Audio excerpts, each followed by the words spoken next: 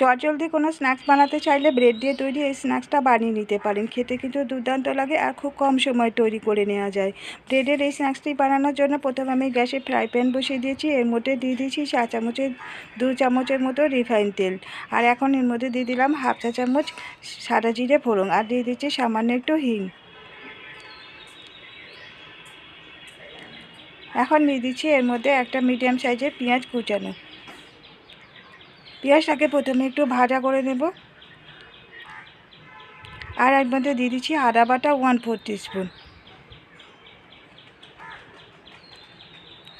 আদা আর পেঁয়াজটা ভাজা হয়ে গেছে। এর মধ্যে দিয়ে দিলাম কাঁচা লঙ্কা কোচানো। এখানে 3টে কাঁচা লঙ্কা আছে। কাঁচা লঙ্কাটাকে পেঁয়াজের সঙ্গে একটু ভাজা করে নিচ্ছি।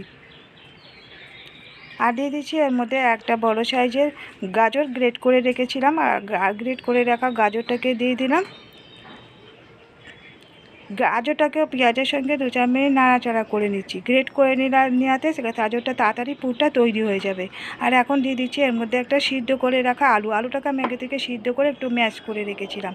এবারে আলুটাকে দিয়ে দিলাম আর দিয়ে দিচ্ছি কিছুটা মটরশুঁটিগুলোকে একটু আমি ভাপিয়ে নিয়েছিলাম, যেহেতু এটা তাড়াতাড়ি যাতে পুরটা তৈরি করে নেওয়ার জন্য। এখন এই আলুর সঙ্গে মটরশুঁটিটাকে খানিকক্ষণ নাড়াচাড়া করে নিয়ে এর মধ্যে দিয়ে দিলাম স্বাদ মতো নুন, আর হলুদের গুঁড়ো দিয়ে দিলাম 1/4 টিস্পুন, আর জিরের গুঁড়ো দিয়ে দিচ্ছি 1/2 চা চামচ, আর সামান্য একটু গরম মশলার গুঁড়ো দিয়ে দিলাম।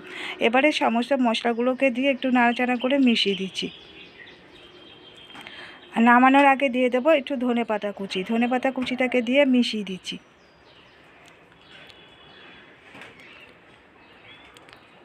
এখন ধনেপাতা কুচিটাকে দিয়ে খানিকক্ষণ নাড়াচাড়া করে মিশিয়ে দিয়ে এবারে নামিয়ে নেব। পুরটা তৈরি হয়ে গেছে। এখন নামিয়ে পুরটাকে আমি ঠান্ডা করতে দিয়েছি।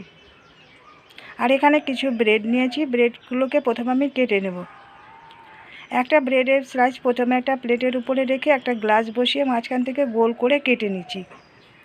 এই দেখুন, এরকমভাবে গোল করে কেটে নিতে হবে। সাইডের যে অংশগুলো আছে ওগুলোকে আমি রেখে দেবো, ওগুলোকে ব্রেড ক্রাম্ব তৈরি করব। আর এই যে আরও একটা ব্রেডের স্লাইস নিলাম, নিয়ে মাঝখান থেকে একটা গ্লাস বসিয়ে কেটে নিলাম। আমার একটা গ্লাস ছিল ব্রেডের মাপে, এই গ্লাসটা বসিয়ে কেটে নিলাম। আপনাদের কাছে গ্লাস বা বাটি যেটা মাপে হবে সেরকম মাপ বুঝে কেটে নিতে পারবেন। এবারে একটা ব্রেডের পিস নিয়ে এর উপরে যে পুরটা তৈরি করে রেখেছিলাম আলু, মটরশুঁটি, গাজর দিয়ে, সেই পুর কিছুটা নিয়ে এই ব্রেডের স্লাইসটার উপরে দিয়ে দিয়েছি। দিয়ে একটু হাত দিয়ে চেপে চেপে চ্যাপটা করে দিলাম। ব্রেডের মাপের দিয়ে দিতে হবে। এবার খুব বেশি পুর দিলাম না, অল্প করে দিয়েছি। এবারে আরও একটা ব্রেডের স্লাইস নিয়ে উপর থেকে এটাকে ঢাকা দিয়ে দিচ্ছি। এবারে আরও একটা ব্রেডের স্লাইস নিয়েছি, নিয়ে তার উপরে কিছুটা পুর দিয়ে দিলাম। দিয়ে অন্য একটা ব্রেডের স্লাইস নিয়ে এর উপরে ঢাকা দিয়ে দিচ্ছি। দিয়ে একটু হাত দিয়ে এরকমভাবে একটু চেপে চেপে দিতে হবে, যাতে করে এটা না খুলে না যায়। যে আরও একটা তৈরি করে নেওয়া হয়ে গেল। এরকমভাবে প্রথমে আমি সবগুলো তৈরি করে নেব। এখানে আমি মোট 6টা তৈরি করে নিয়েছি। আর এখানে একটা বাটির মধ্যে আমি 2টো ডিম ভেঙে নিয়েছি। আর এখানে যে 2টো কাঁচা লঙ্কা কুচানো আর একটু ধনেপাতা কুচি। এবারে ডিম দুটোর মধ্যে অল্প একটু নুন দিয়ে দিচ্ছি। নুন দিয়ে প্রথমে ডিম দুটোকে ভালো করে ফেটিয়ে নিচ্ছি।